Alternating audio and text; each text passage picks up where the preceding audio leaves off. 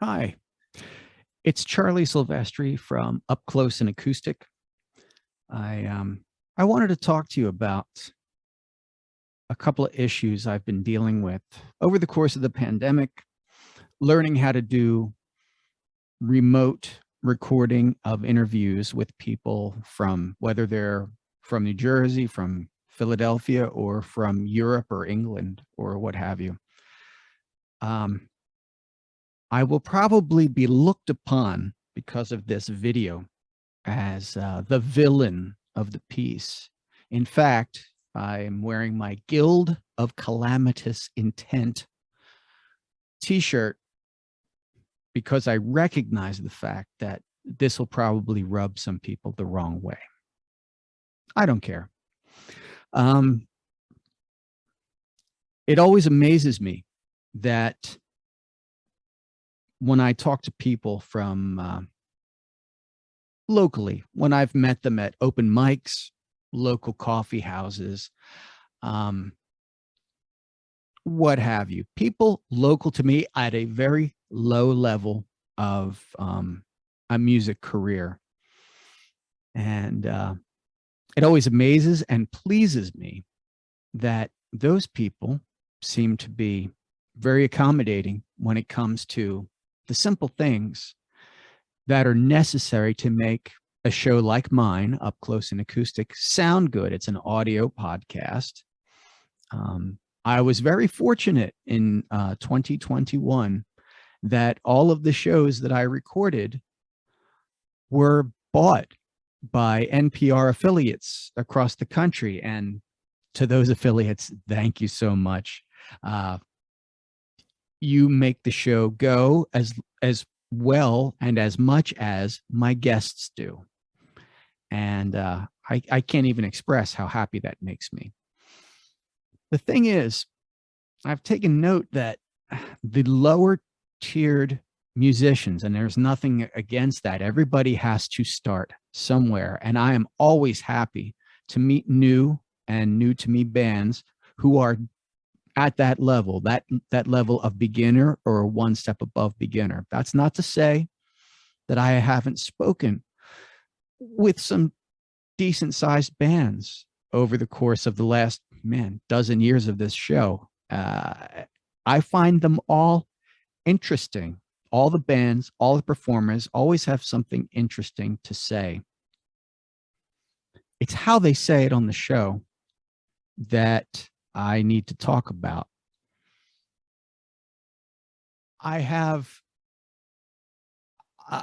It doesn't always filter through my brain. It doesn't make sense to me that low level performers, for lack of a better term, and I love all of you guys, you make the show go. I'm just a facilitator. You make the show go. The guests, your music, everything makes the show go. The fact that the show has been picked up with a lot of you as guests and have been broadcast, and the show has been broadcast across the country, is great.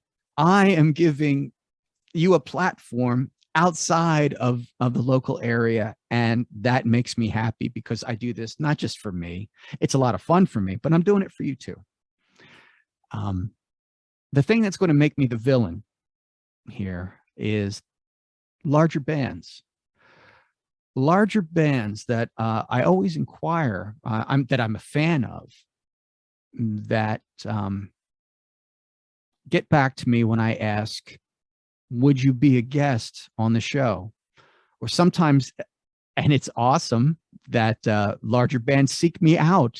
I'm flattered when that happens. I'm amazed, frankly, when that happens. I'm glad I have a good reputation. I hope I don't bury that reputation with this being the member of the Guild of Calamitous Intent. To make the show go on my end, this is what I use. This is what I make the show with. My laptop. It's just a basic HP and it works wonders for me. I love it. I love the fact that I can simply open it up and go and talk to anybody basically on the face of the planet. It's great. When I record my end, I use headphones. So anything that is said by me and comes out on that end, they don't hear me twice. I don't hear myself twice, and vice versa. But that only works if the person on the opposite end is wearing headphones. And I don't mean earbuds that have a little microphone right here and they're talking into that, because quite honestly, that sounds like shit. Guild of calamitous intent. It also sounds terrible when I'm speaking with somebody and they want to speak through the air into a telephone. I call them telephones, cell phones, without any microphone. It's usually a tough call to whether, as to whether I want to broadcast that interview, quite frankly. I need this show to sound like I'm in a studio, you're in a studio. In order to do that on my end, along with the headphones, I use a simple Shure 58 microphone. I have better microphones. This just happens to be a very serviceable microphone. It's very clear. It's very directional. If you have a cat who likes to meow in the background, or if you have a heating system that wants to pop on or pop off during something that I have to say. Shure 58. Love the hypercardioid mic. It only records this, usually. And in order to use that well, I connect it to a digital interface. A digital interface allows for a little bit more control over the microphone. And it also allows me to plug into my headphones into the digital interface, so I can basically run the program Zoom on my laptop, and I run audio that I speak and I run audio that I hear through the audio interface. Together, this microphone and that interface is roughly $200. You can get it much less. I'm not saying this is high end. It is by no means high end. I would say it is very, very close to low end, but because I'm decent with compression and other things in my DAW, everything sounds pretty good on my end when I'm finished, I think. I don't think it annoys people when they listen to the show. The show gets compliments and complimented by people who listen. They say it sounds good. And when people use a similar setup on that end, it sounds like I'm in a studio and they are in a studio as well, whether it's with me or someplace else. I like the fact it's a theater of the mind thing. Theater of the mind. We're both in a radio studio, which is good because when it gets picked up by an NPR station, again, thank you, NPR affiliates, it sounds good. I mix in live, if I can get it, performance from your end. And I also mix in sound, audio from your CDs or WAV files. Always need WAV files. What blows my mind is the higher end musicians that don't use a microphone, even one as serviceable yet inexpensive as a Shure 58 and as inexpensive as this little digital interface that I have. Now, this is a Roland product that I use. It's roughly $100. And as everybody knows, you can pick up a Shure 58 for anywhere between $89 and $99. So for under 200 American dollars, you know, some people have an issue with that amount of money. I understand that. You can buy a knockoff Shure microphone, like a Samson. It would do the same thing pretty much for half the price. I have a PreSonus interface, which I believe was $99. So say for $150 and a laptop, if you have a laptop, most people still do, you can sound as if you are in a studio, and it sounds like I'm in a studio. And when we speak and I edit the show together, we both sound great. We both sound as if we're in the radio studio or wherever something of a higher technical nature can be recorded. I can't get over the fact at how many times I've been told by bands who are pretty decent sized bands who tell me that they don't have access to a Shure microphone 58. Come on, it's like the most common workhorse microphone in existence. In existence.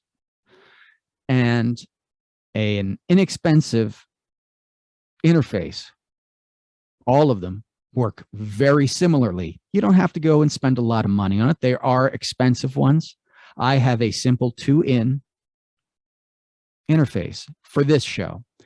If bands come over and play live and I interview them live, I have an 8-channel mixer and I have a 16-channel mixer. And, I can track. And if you are recording a visit to Up Close and Acoustic in my home, I can make it sound like you've been professionally recorded. But if we're talking across continents, you can still make it sound as if we are in the same studio. I know, guilt of calamitous intent, I'm the villain, that this is going to rub people the wrong way, but damn it. Let's go. If you want to promote your music, if you want to promote yourselves, if you want people to know more about you, don't you want to be heard? And don't you want to be heard well? I mean, I can't get over the fact that bands who have tens, if not hundreds of thousands of followers don't have in their homes a Shure 58 and a very simple digital interface. I will not talk with you if you don't have those two things, plus a pair of headphones, not earbuds with a little microphone right here. I don't know how much clearer I can be. I want to talk with you. I really do. I'm a fan. If I'm ever in touch with you, that means I'm a fan of yours. And I believe that if other people who aren't familiar with you hear you, they would also become fans.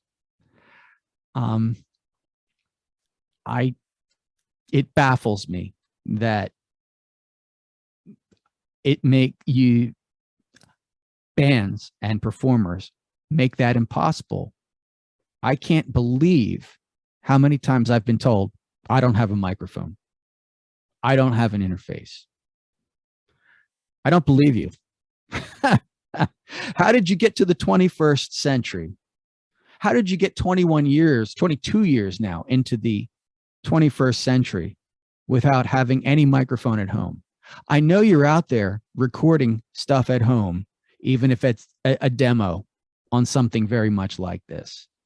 I can't believe you go into a studio and record a demo when you have this and this little kind of interface here at home for less than $200 or the European or English or whatever equivalent.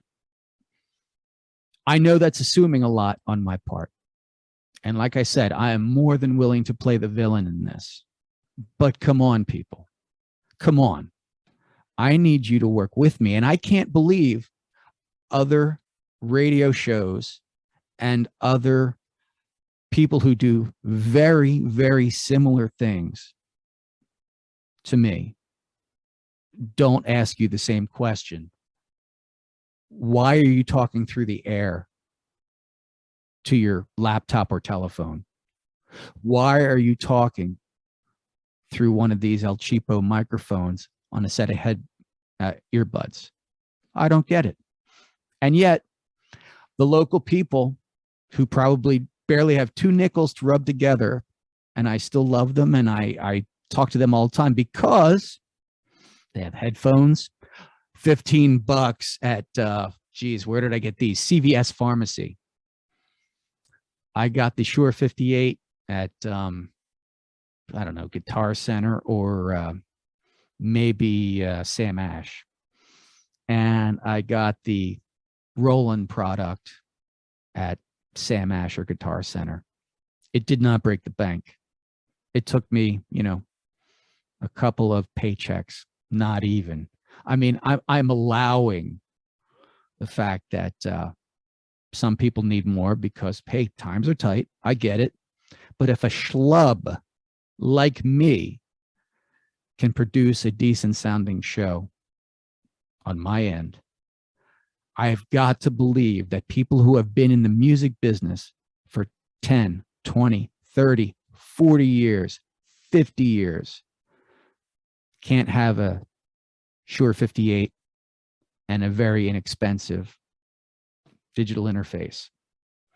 I guess that's it.